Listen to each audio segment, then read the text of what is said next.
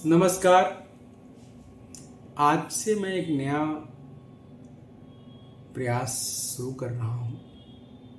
ज्योतिष को सहज पूर्वक सरल बना करके उन लोगों के सामने प्रस्तुत करने का जो ज्योतिष में रुचि रखते हैं, कुछ जानना चाहते हैं, कुछ सीखना चाहते हैं। तो मैं बहुत ज़्यादा ज्योतिष के क्लिष्ट बातों को न करके एक सहजता पूर्वक छोटी छोटी चीज़ों को आधार बनाते हुए ज्योतिष से लोगों को जोड़ने की कोशिश, ताकि सभी को ज्योतिष समझ में आ सके। देखिए, ज्योतिष को तो वेद का अंग बोला गया, वेद का ही नेत्र बोला गया है। ज्योतिष की उत्पत्ति वैसे तो ये बड़ा लंबा विषय हो जाएगा, 5000 साल पहले है या उससे भी ज़्यादा है। ये एक बड़ा सब्जेक्ट हो जाएगा, लेकिन ज्योतिष की उत्पत्ति से ये तय होता है कि हमारी संस्कृति, हमारे ऋषि मुनि आज के विज्ञान और आज के युग से बहुत आगे थे। क्योंकि जो लोग बिना किसी उपकरण के ज्योतिष, बिना किसी उपकरण के सोलर सिस्टम की उन सारी चीज़ों को पहले ही व्याख्यान दे चुके हैं, जो बाद में हमारे एस्ट्रो साइंस ने जानकारी ले पाई। या हम कहें बहुत सारी चीज़ें तो हमारी एस्ट्रो साइंस हमारे ज्योतिष के माध्यम से ही जान पाई है। जैसे कि 27 नक्षत्र जो 100 तारों का समूह है, जैसे कि सूर्य की दूरी पृथ्वी से, जैसे कि 27 नक्षत्रों का ज्ञान, जैसे कि ऋतुओं का ज्ञान, जैसे कि बहुत सारी चीज़ें हैं। पर हम आज इन विषयों पे नहीं बात करना है, हमें सीधे सीधे टॉपिक पे आना है। तो सबसे पहले हम बात करेंगे कि ज्योतिष सहजतापूर्वक सभी जान पाएं, इसके लिए कहाँ से शुरू किया जाए। तो सबसे पहले मैं बता दूं आपको कि ज्योतिष जो है का माइन्यूट स्केल नक्षत्र है। सबसे पहले नक्षत्र है, पहला स्केल है जिससे हम ग्रहों की स्थिति का, उनकी पृथ्वी से उनके एंगल का, उनकी स्थिति की गणना करते हैं। उससे बड़ा स्केल बनता है राशि का। नक्षत्रों की से छोटा स्केल नक्षत्रों के चरण का है, तो चरण को तो उसी में ही गिना जाएगा। अब ये स्केल है क्या? उदाहरण के लिए आप ऐसे समझ लीजिए कि किसी भी बिंदु के चारों ओर 380 अंश का कोण बनता है। जैसा कि आप सभी गणित पढ़े हैं तो आपको ये पता ही है। इन 360 डिग्री का कोण बनता है, क्षमा करेंगे, तो आप सभी गणित पढ़े हैं तो पढ़े ही होंगे। इस 360 डिग्री के कोणों को हम 30 अंश के 12 राशियों में विभक्त करते हैं, और 12 राशियों से भी माइन्यूट स्केल हो जाता है 27 नक्षत्र के, और उनसे भी माइन्यूट स्केल आ जाता है उसके अंदर में, वो होता है आपके उनके चरण के। 2.25 नक्षत्र की एक राशि होती है, क्योंकि एक नक्षत्र 13-20 अंश का होता है। इसको समझने के लिए थोड़ा सा हम लोग पेपर पेन पे आते हैं, क्योंकि ऐसे आम व्यक्ति को ज़्यादा समझ में नहीं आएगा। हाँ, तो मैं बता रहा था आप सबको कि किसी भी बिंदु के, जैसे ये बिंदु है, इसके चारों ओर 360 डिग्री का कोण बनता है, ठीक है। और 360 डिग्री के कोण को हम 12 राशियों में विभक्त, 12 राशियों में 30 अंश के 12 राशियों में विभक्त करते हैं। तो सबसे पहली बात मैं आपको बता दूं कि जैसे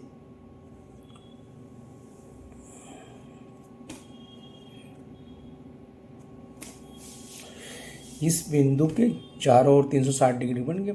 अब इनको हम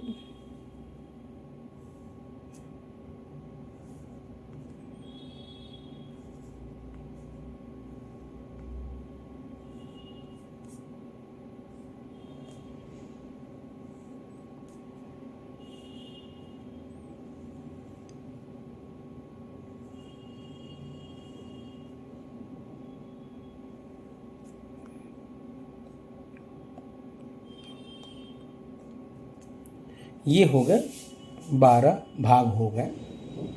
अब ये 12 भाग जो हो गए ये राशियां तय हो गई, जैसे कि मेष राशि,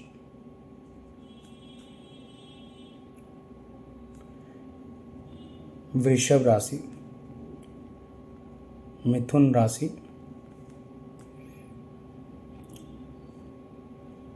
कर्क राशि, सिंह राशि, कन्या राशि, तुला राशि, वृश्चिक राशि,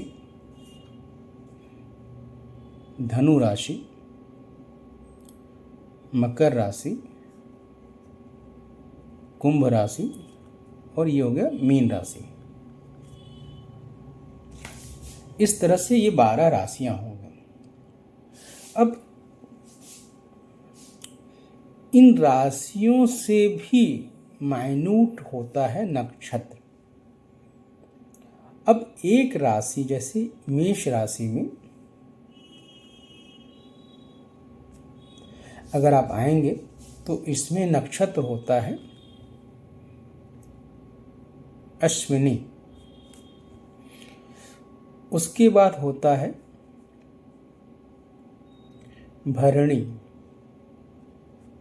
ये पहला नक्षत्र ही अश्विनी होता है, ये दूसरा भरणी, और इनके 4 चरण होते हैं 13-20 अंश के, 3-20 अंश के।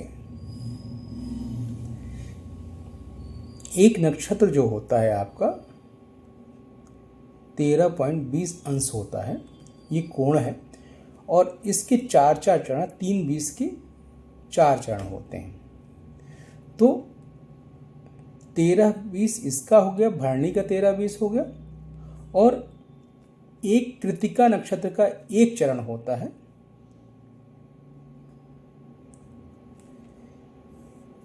ये होता है 3.20 अंश, यानी 2.25 नक्षत्र, यानी ये पूरा नक्षत्र और प्लस 1/4 नक्षत्र कृतिका नक्षत्र इस राशि में, मेष राशि में होता है। उसके बाद शुरू हो जाता है वृषभ राशि। वृषभ राशि में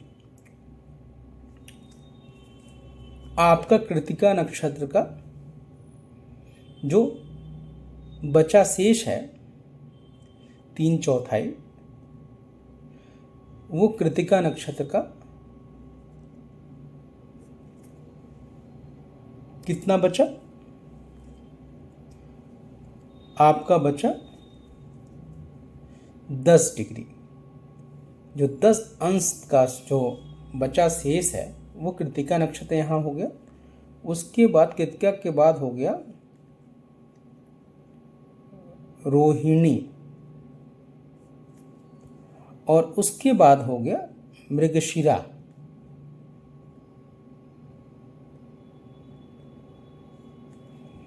ठीक है, तो एक 10 डिग्री का जो 3 चरण बचता है वो पहला कृतिका से शुरू हो जाता है, जो शेष बचा हुआ है। उसके बाद पूरा का पूरा रोहिणी का 13-20 हो गया, 10 डिग्री ये 13-20 हो गया, 23-20 हो गए, यहाँ रोहिणी यहाँ तक 23-20 होगा। अब बचा 6-40 अंश और बचा, नहीं 2 चरण इसके होते हैं, 3-20 के 2 चरण, 3-20 और 3-20, इसके जो 6-40 अंश और हो जाते हैं, ये टोटल 30 डिग्री का फिर ये वृषभ राशि हो गया। अब उसके बाद मिथुन राशि शुरू होता है। मिथुन राशि शुरू होता है, इसमें फिर मृगशिरा का बचा हुआ शेष आधा जो है 6-40 2 चरण जो होता है वो मृगशिरा का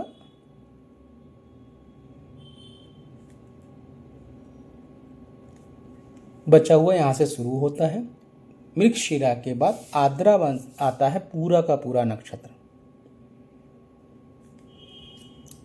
ये पूरा का पूरा 13-40 पूरा नक्षत्र होता है। उसके बाद बचता है उसके 13-20, सॉरी क्षमा करेंगे 13-20, तो 6-40 और 13-20 कितना हुआ? 6-40 और 13-20 हुआ आपका टोटल 20 डिग्री। 20 डिग्री के बाद बचता होता है पुनर्वसु नक्षत्र। 10 डिग्री जो यहाँ से पुनर्वसु नक्षत्र 10 डिग्री ये बचा हुआ इस मिथुन राशि में रहता है। उसके बाद यहाँ से कर्क राशि शुरू हो जाती है। जो पुनर्वसु के बचा हुआ एक चरण बचता है 3-20 डिग्री, वहाँ से शुरू होता है। और उसके बाद पुनर्वसु के बाद आपका आ जाता है पुष्य नक्षत्र। अब पुष्य नक्षत्र के बाद आता है आश्लेषा। पुष्य पूरा 13-20, पूरा आश्लेषा 13-20, ठीक है। अब 13-20 कितना हो गया? 26-40 और बचा एक चरण 3-20 जो यहाँ से बचा हुआ था पुनर्वसु का। ये हो गया कर्क राशि। फिर इसके बाद इसी सिंह राशि में आता है आपका मघा का पूरा नक्षत्र। उसके बाद आता है आपका पूर्वा फाल्गुनी। तो मघा जो है वो पूरा 13-20 होता है। उसके बाद पूर्वा फाल्गुनी नक्षत्र होता है, वो भी 13-20, 26-40 तक होता है। और बचता है पूर्वा फाल्गुनी के बाद होता है उत्तरा फाल्गुनी नक्षत्र, जिसका एक चरण इसी में रहता है। तो एक चरण आपका सिंह राशि में ही रहेगा और बचा 3 चरण जो 10 डिग्री बचा वो कन्या राशि में चला जाता है। 0 से 10 डिग्री तक वो होता है उत्तरा फाल्गुनी का।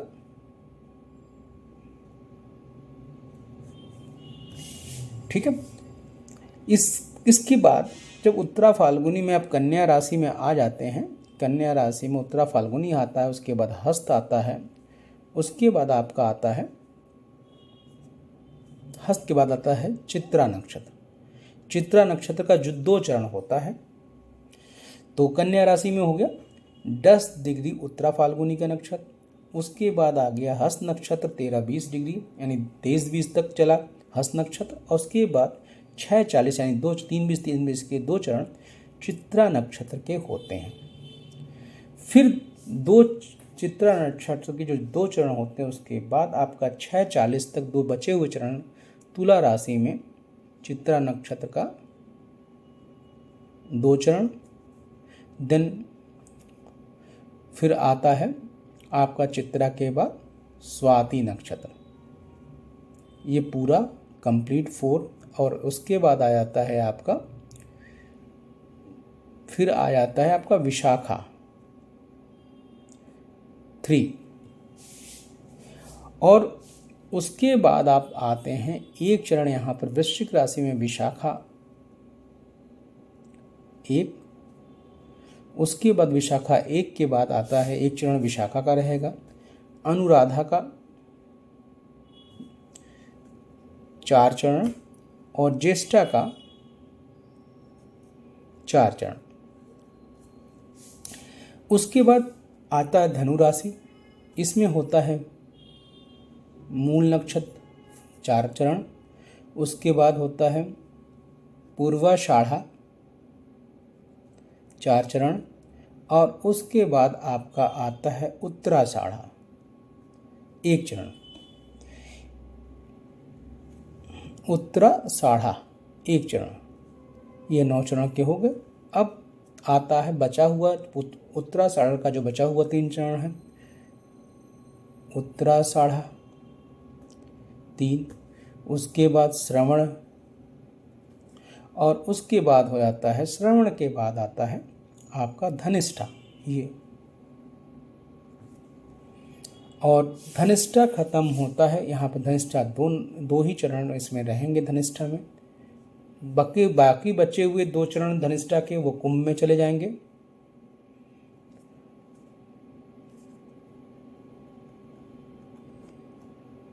2 धनिष्ठा के कुंभ में आ गए। और उसके बाद धनिष्ठा के बाद क्या आता है, शतभिषा 4 आ गया। और शतभिषा के 4 के बाद आ जाता है आपका, वो होता है पूर्वा भाद्रपद। ये हो जाता है आपके 3। तो 2 धनिष्ठा, 4 शतभिषा और 3 4 3 7 दोनों, ये आपका हो गया धनिष्ठा शतभिषा पूर्व। और इसके बाद पूर्वा भाद्रपद का एक चरण यहाँ हो जाता है। और उसके बाद आ जाता है यहाँ पर वो उत्तरा भाद्रपद। और उसके बाद आता है रेवती। इस तरह से ये 27 नक्षत्र जो और 12 राशियों में डिवाइड किया गया है। अब हर राशि के स्वामी जैसे होते हैं ना, जैसे मेष राशि का स्वामी मंगल होता है, वृषभ राशि का स्वामी शुक्र होता है, इसी तरह से आपके नक्षत्रों के भी स्वामी होते हैं, 27 नक्षत्रों के स्वामी होते हैं। और इन नक्षत्रों और इनको जानने के बाद तय करते हैं कि हम लग्न का निर्धारण, हम कुंडली बनाने का निर्धारण, कुंडली बनेगा कैसे, तो हम उस पे आते हैं। सबसे बड़ी बात,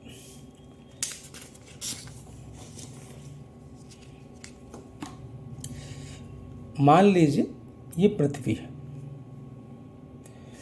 और आपका ये सूर्य है।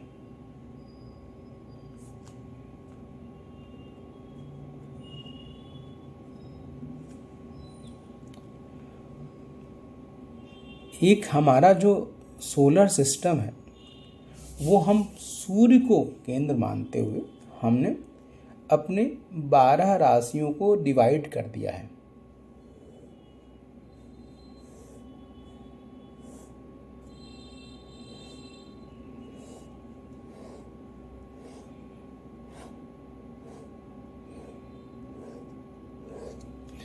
इस तरह 12 राशियों को हमने डिवाइड कर दिया है।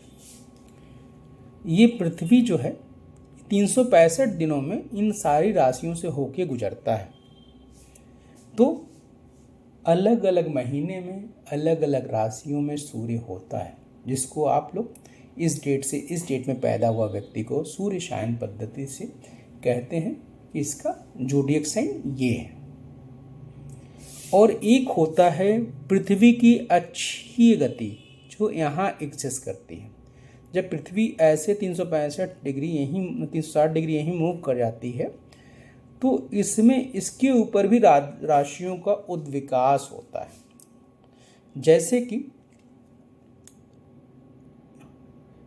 जैसे अभी ये पृथ्वी का मान लीजिए, ऐसे तो ऐसे छोटे में नहीं समझ में आएगा, बहुत बड़ा पृथ्वी है और पृथ्वी को का अभी मान लीजिए इस समय, जैसे मान लीजिए आज की तारीख क्या है, आज की तारीख है आपका 23 सितंबर।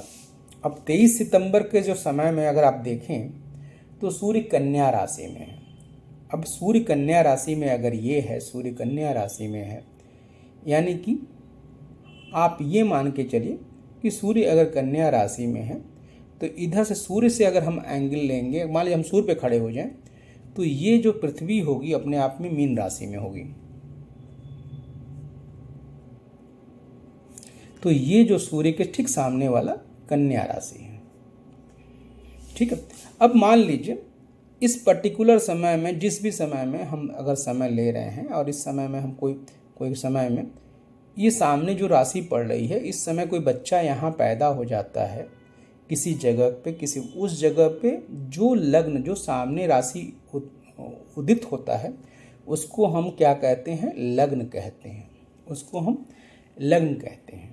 जैसे कि सुबह सुबह जैसे आजकल कन्या राशि में सूर्य चल रहा है, यानी सुबह सूर्योदय के समय सूर्य आपको कन्या राशि में मिलेगा। फिर 2 घंटे बाद आप मतलब सूर्य जब कन्या राशि में मिलेगा, यानी हमारे समय सूर्योदय के समय में हमारे जिस भी एरिया में हम हैं उस एरिया में हमें सूर्य जो है हमारा जो सुबह सुबह राशि मिलेगी वो उस एरिया में उदित हुआ वो कन्या राशि मिलेगी। तो अगर कोई बच्चा इस समय में सुबह 5:50 से लेकर के और तकरीबन 7 बजे के आसपास 7 साढ़े 7 बजे के आसपास इस बीच में 2 घंटे के गैप में पैदा होता है तो उसका जो लग्न होगा वो कन्या लग्न होगा। उसके बाद 2 घंटे तक अप्रॉक्स 2 घंटे तक तुला लगन होगा और उसके क्योंकि जैसे से ये पृथ्वी मूव करती जाएगी उसके बाद कोई पैदा हो तुला लगन होगा, उसके बाद कोई पैदा होगा तो वृश्चिक लगन होगा, उसके बाद पैदा होगा तो धनु लगन होगा, उसके बाद पैदा होगा तो मकर लगन होगा। इसी उदित लगन को ही हम जब चक्र बनाते हैं किसी बच्चे का तो उस उदित लगन को यहाँ लिखते हैं, इस पहले प्रथम भाव में लिखते हैं। जैसे कन्या लगन है तो हमने यहाँ 6 डाल दिया, ये कन्या लग्न हो गया। यहाँ 7 डाल दिया, यहाँ 8 डाल दिया, यहाँ 9, फिर 10, 11, 12, 1, 2, 3, 4, 5। तो ये कन्या लगन की कुंडली हो गई, मत राशि नहीं हुई, ना ही ये सूर्य की राशि, ये लगन उदित हुआ। यहाँ नहीं प्रथम भाव में 6 नंबर पड़ गया।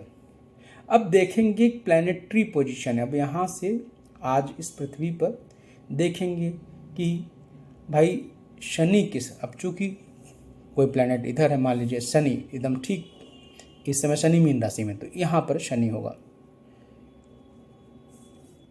तो यानी शनि मीन राशि में है। इधर हम जाएंगे तो शनि मीन राशि में, तो यहाँ पर लिख दिया शनि। फिर पता चला कि भैया जो शुक्र है वो सिंह राशि में, तो यहाँ पर सिंह राशि है, यहाँ शुक्र दिखाई दे रहा है, तो यानी यहाँ पर सीधे शुक्र, यहाँ पर शुक्र दिखाई दिया। फिर इसी तरीके से हमने देखा कि चंद्रमा कहाँ है, तो चंद्रमा पता चला भैया तुला राशि में, तो यहाँ चंद्रमा लिख दिया, ये तुला राशि हो गई, इसका मून साइन तुला राशि हो गई। फिर भैया सूर्य कहाँ है, तो भैया सुबह का ही जन्म था तो सुबह सूर्य यहीं होगा, लग्न में होगा। इस तरह से हम किसी की भी जन्म पत्री या कुंडली बताते हैं। चूँकि एक साथ सारी बातें आपके शायद जो कुछ भी नहीं जानते हैं उनके दिमाग में इतना सहजता से अभी जल्दी नहीं आएगा। तो सर्वप्रथम सबसे पहले आप लोग अगर सीखना चाहते हैं तो मैंने 27 नक्षत्र, उनके चरण और राशियों के नाम पहले रट लीजिए और हर जगह यूट्यूब पे तो मैं आगे की चीज़ें फिर मैं आपको बताऊंगा। तो आज के क्लास में इतना ज्योतिष सीखने का पहला बेसिक आधार स्टार्ट करने के लिए आशा है आप लोगों को ये सहजतापूर्वक समझ में आई होगी हमारा प्रयास। नमस्कार।